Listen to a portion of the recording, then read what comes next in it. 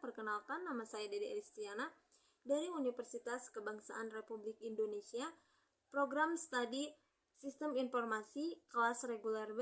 Di sini saya akan mempresentasikan laporan hasil tugas yang diberikan oleh dosen saya dari mata kuliah Analisis Proses Bisnis dengan tema pemodelan proses bisnis, studi kasus di PT Nusantara Surya Sakti.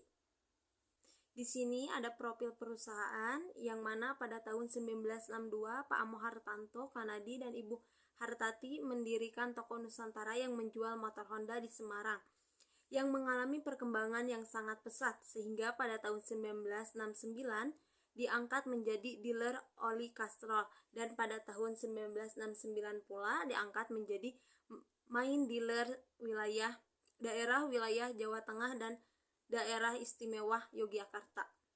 Kemudian pada tahun 1996 mendirikan cabang di luar Jawa Tengah pertama kalinya yakni di Jakarta dengan nama PT Nusantara Surya Sakti.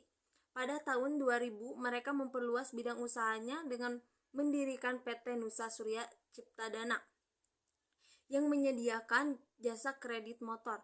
PT Nusantara Surya Sakti juga memperluas jangkauannya dan mendirikan cabang pertama mereka di Sulawesi pada tahun 2001. Mereka juga menjadi dealer pertama Federal Oil di daerah Jakarta dan Tangerang pada tahun 2002.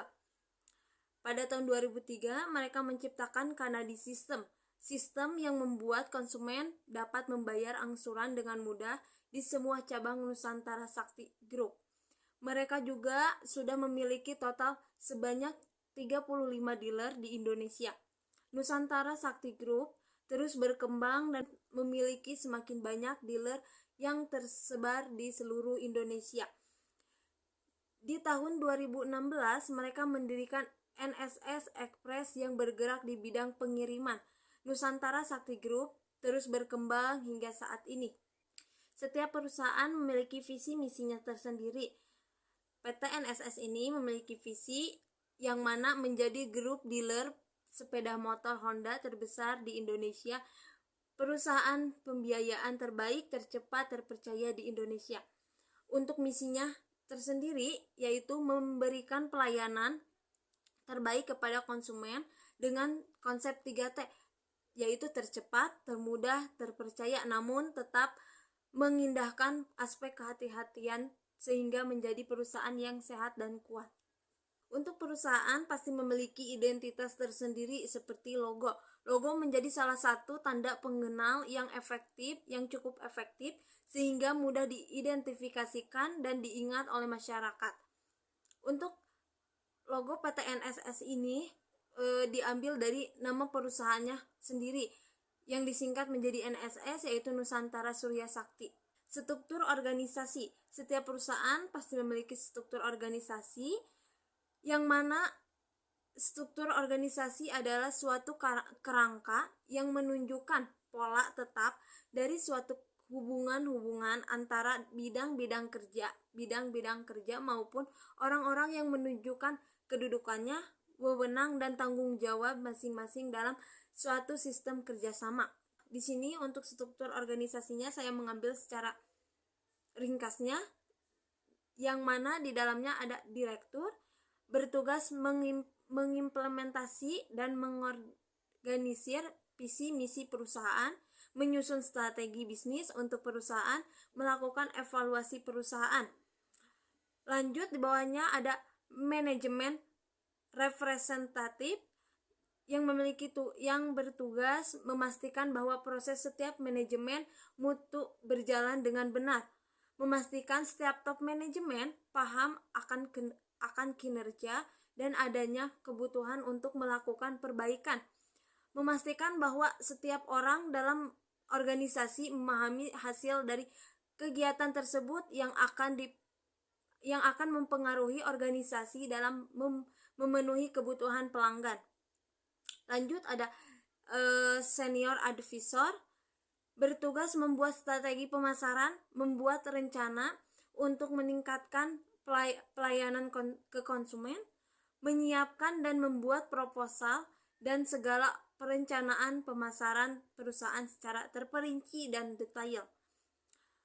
Lanjut, ada Head Operation yang bertugas mengordinasikan dan mengendalikan aktivitas produksi, distribusi, unit operasional, berperan aktif dalam perencanaan dan koordinasi penyusunan anggaran tiap unit operasional secara terukur dan mengendalikan realisasi anggaran secara efisien dan efektif, mengordinasikan dan mengontrol pelaksanaan sistem dan prosedur berkaitan dengan produksi dan distribusi, melakukan analisis proses bisnis secara detail di bidang produksi dan distribusi. Unit operasional berpartisipasi dalam mengembangkan SOP produksi dan distribusi unit operasional.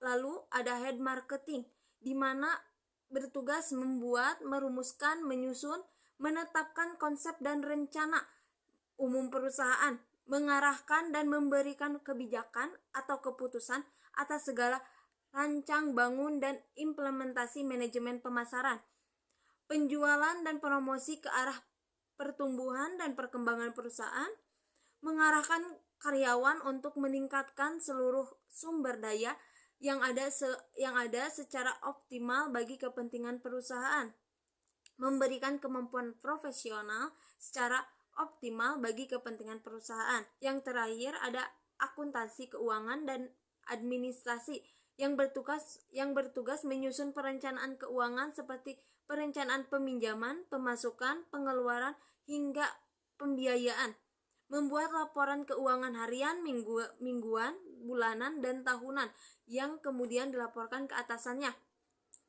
melakukan pengelolaan uang kas perusahaan mulai dari menyimpan di bank, menentukan setoran, melakukan pencatatan transaksi, dan lain-lainnya.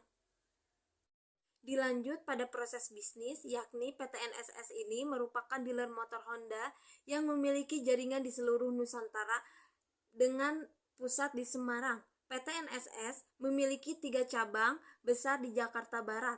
Dalam periode 5 tahun belakangan ini, PTNSS yang berada di Jakarta mencoba untuk menambah unit usaha baru yang menangani sendiri kredit atas kepemilikan kendaraan bermotor roda 2 tanpa menyerahkan kepada pihak ketiga.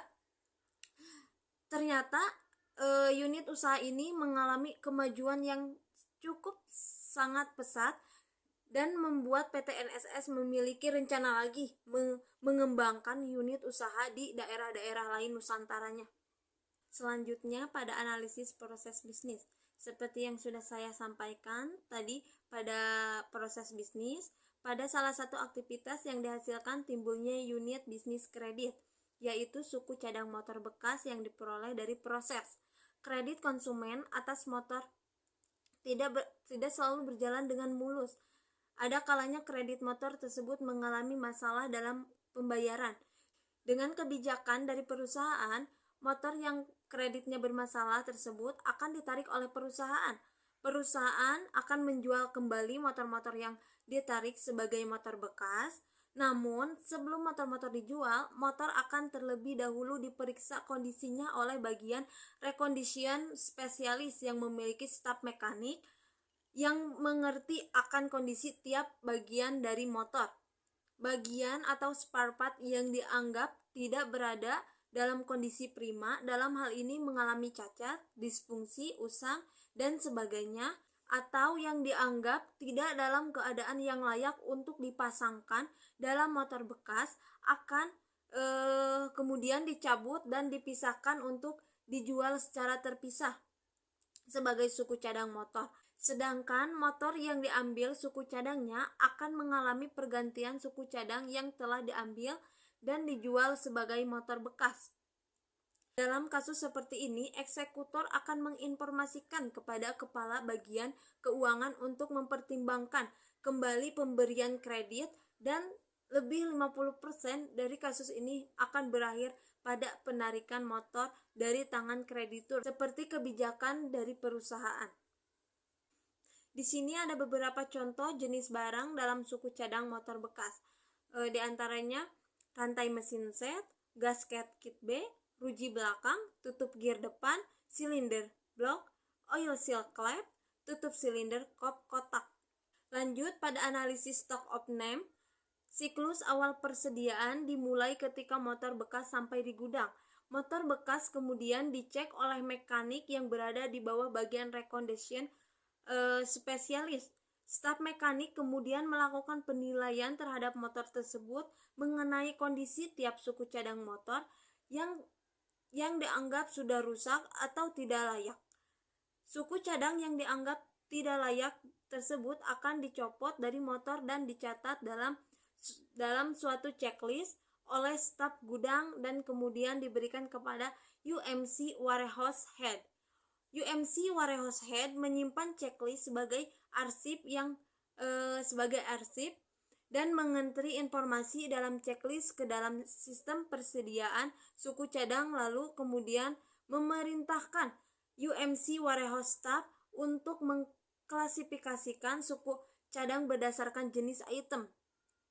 Hal tersebut dilakukan untuk memudahkan lokasi penempatan dan perhitungan kuantitas setiap item suku cadang. Selanjutnya, proses bisnis penjualan, di mana penjualan dilakukan untuk menjalankan sebuah sistem perusahaan untuk mendapatkan laba dari penjualan tersebut. Ketika perusahaan melakukan penjualan yang banyak dengan biaya yang sama, pasti perusahaan akan mendapatkan laba yang lebih banyak juga. PT NSS ini memiliki dua cara pemasaran untuk menjual produk motor Hondanya, yakni satu, below the line. Cara ini disebut juga dengan cara pemasaran secara langsung, yaitu pemasaran yang dilakukan dengan secara langsung, bertatap muka dengan para calon pembeli atau konsumen. Ada beberapa cara untuk dilakukan, seperti roadshow, event, door-to-door, pameran. Yang kedua, above the line. Cara ini disebut juga dengan cara pemasaran tidak langsung. Pemasaran ini dilakukan tidak langsung, bertatap muka dengan calon pembeli atau konsumen, tetapi melalui alat-alat yang digunakan seperti pamflet, spanduk, media sosial, media cetak, dan lain sebagainya. Untuk kesimpulannya, pada tahun 1962, Pak Amo Hartanto Kanadi dan Ibu Hartati mendirikan toko Nusantara yang menjual motor Honda di Semarang, yang mengalami perkembangan yang sangat pesat sehingga pada tahun 1969 diangkat menjadi dealer oli Castrol, dan pada tahun 1969 juga diangkat menjadi main dealer wilayah Jawa Tengah dan Daerah Istimewa Yogyakarta. Kemudian pada tahun 1996 mendirikan cabang di luar Jawa Tengah pertama kalinya, yakni di Jakarta dengan nama PT Nusantara Surya Sakti. Pada tahun 2000 mereka memperluas bidang usahanya dengan mendirikan PT Nusa Surya Cipta Dana yang menyediakan jasa kredit motor. Analisis proses bisnis pada salah satu aktivitas dihasilkan timbulnya unit bisnis kredit, yaitu suku cadang motor bekas dengan kebijakan tertentu dari perusahaan. Motor yang kreditnya bermasalah tersebut ditarik oleh perusahaan. Beberapa contoh jenis barang dalam suku cadang motor bekas ini sebagai berikut: ada rantai mesin set, gasket kit B, ruji belakang, tutup gear depan, silinder block, oil seal clamp, tutup silinder kop kotak.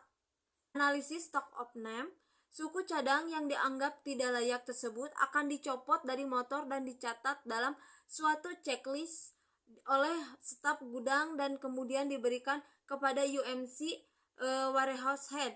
UMC Warehouse Head menyimpan checklist sebagai arsip dan mengentri informasi dalam checklist di dalam sistem persediaan suku cadang, lalu kemudian memerintahkan UMC Warehouse Staff untuk mengklasifikasikan suku cadang berdasarkan jenis item. Hal tersebut dilakukan untuk memudahkan lokasi penempatan dan perhitungan kuantitas tiap item suku cadangnya. PT Nusantara Sakti memiliki dua cara pemasaran untuk menjual produk motor Hondanya sendiri. Satu, below the line. Cara ini disebut dengan cara pemasaran secara langsung. Contohnya roadshow, event, door to door, pameran. Yang kedua, above the line. Cara ini disebut juga dengan cara pemasaran tidak langsung, namun menggunakan alat-alat yang digunakan seperti pamflet, spanduk, media sosial, dan media cetak. Sekian dari saya, mohon maaf atas kekurangan dan kesalahan saya. Saya sadari selama presentasi berlangsung, banyak kata dan cara penyampaian saya yang bisa disebut belum sempurna. Sekian dan terima kasih. Assalamualaikum warahmatullahi wabarakatuh. Sampai jumpa.